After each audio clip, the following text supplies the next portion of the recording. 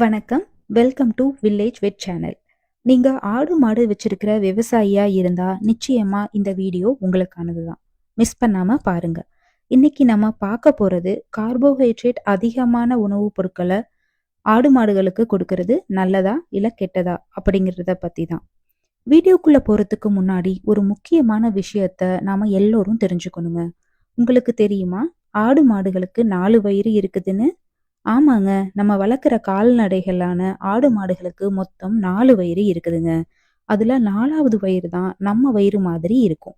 மத்த 3 வயிறும் புற்கள் மற்றும் சோளத்தட்டு, செடி கொடிகள சாப்பிட்டா அத அரைச்சு செரிக்கக்கூடிய வகையில இருக்கும். இதுக்கும் நம்ம வீடியோக்கும் என்ன சம்மந்தம் அப்படின்னு தானே யோசிக்கிறீங்க?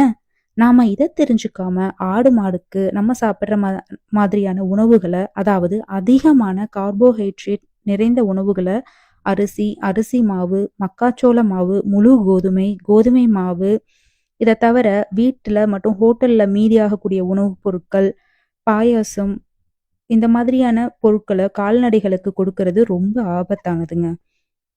மாவுச்சத்து நிறைந்த உணவுப் பொருட்கள ஆடு மாடுகளுக்கு அளவுக்கு அதிகமா கொடுக்கும்போது செரிமான கோளாறு ஏற்படுது. இதனால கால்நடைக்கு வயிறு உப்புசம், கழிச்சல், அதிகமான சோர்வு, துர்நாற்றமான சாணம், வயிறு வலியால வயிற அதுவே உதைச்சுக்கிறது, திடீரென இறப்பு கூட ஏற்பட வாய்ப்பு உள்ளதுங்க. அதனால தயவு செஞ்சு உங்க ஆடு மாடுகளுக்கு மாவுச்சத்து நிறைந்த உணவு வகைகளை கொடுக்காதீங்க. இத அதிகமா நீங்க கொடுத்தீங்கன்னா, அசிடோசிஸ்ன்னு டாக்டர்கள், மருத்துவர்கள் சொல்ற அமில மிகுதி நோய் நம்ம கால்நடைகளுக்கு வந்துருங்க. சரிங்களா? இந்த வீடியோ உங்களுக்கு பிடிச்சிருந்ததா? இந்த வீடியோ நிச்சயமா கால்நடை வச்சிருக்கிற விவசாயிகளுக்கு உபயோகமா இருக்கும்னு நம்புறோங்க. எங்களுக்கு தொடர்ந்து சப்போர்ட் பண்ணுங்க. லைக் அண்ட் சப்ஸ்கிரைப் பண்ணுங்க.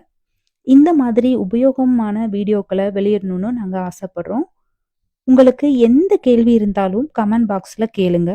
நாங்க முடிஞ்ச வரைக்கும் தெளிவா பதில் சொல்றோம்.